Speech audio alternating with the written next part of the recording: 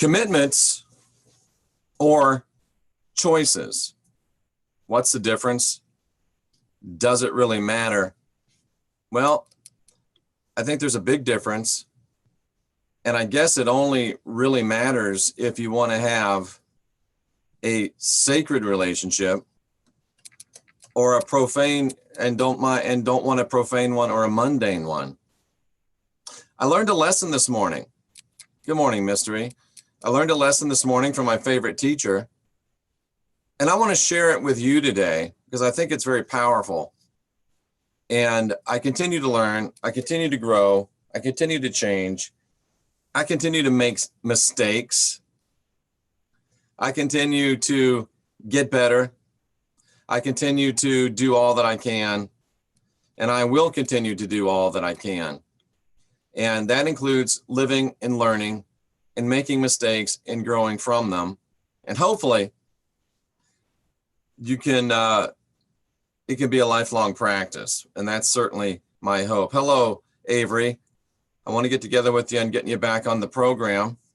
Very nice to see you. I'll check with Sandra and see what days work for us. Thank you so much for being in the chat room. And I learned a lesson this morning, and I learned a lesson about commitments or choices. And you think, well, what's the real difference? Well, you know what? Let's go ahead and look at the difference. Let's go ahead and try to understand the difference. And I'm going to go ahead and just minimize that. So here's a choice and here's a commitment. There are different things. A commitment is an agreement or a pledge to do something. An agreement, a pledge. It is a obligation. It is the act of committing. It's being consigned. An agreement or a pledge to do something, a commitment to improve. A commitment. It's the state or the instance of being obligated or emotionally impelled. Let's focus on that for a minute. Well, I can't do that. The state or instance of being obligated or emotionally impelled. How do you feel about being obligated? How do you feel about being emotionally impelled to do something? Would you rather be asked to make a commitment, or would you rather make a choice? A choice is the act of choosing. A choice is the power of choosing. The choice is your own. The choice allows you to take care in selecting. What do you prefer? That you be asked to make a commitment? That you be asked to be obligated or emotionally impelled? Or would you rather have a choice? Would you rather have the power of choosing? Would you rather have the act of choosing? Or would you rather be compelled to make, would you rather be emotionally obligated or emotionally impelled? And think about that in your relationships. Do you think that your partner would prefer to be obligated, emotionally impelled, or do you think that your partner would prefer to have the power of choice? And do you want things from your partner that come through obligation or that come through being emotionally impelled? Or do you want things from your partner that come through choice and the power of choosing? Here we go again. This is commitment. This is choice. This is bound. This is free. What do you want from your partner? Oh, I want a commitment from my partner. Do you really want a commitment? Or do you really want them to make a choice? Do you want them to have the opportunity to make the choice?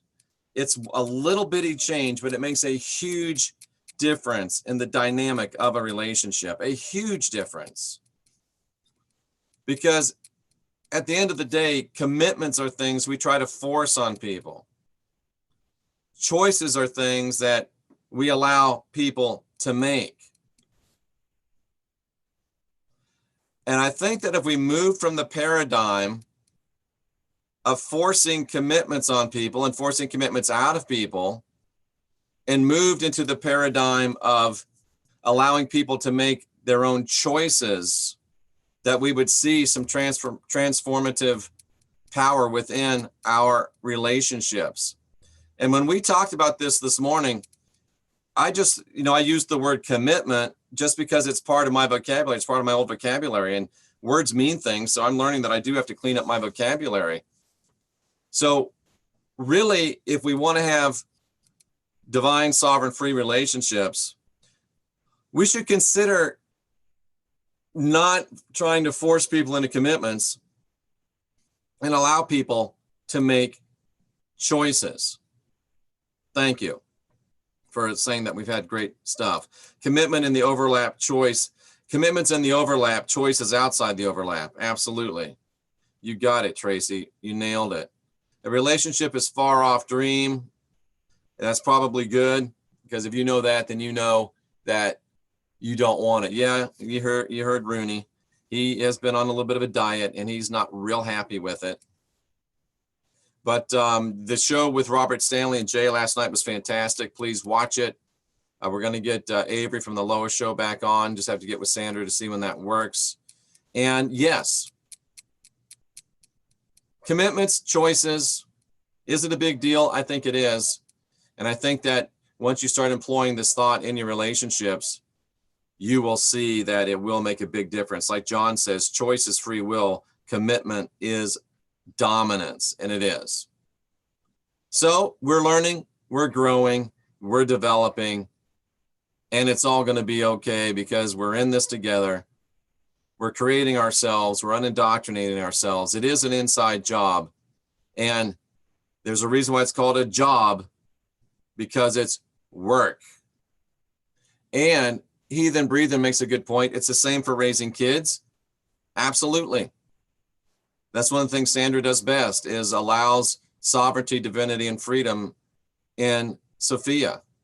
And as Tracy says, just remember, committed is the word they use for locking people away in mental institutions. Commitment or choice?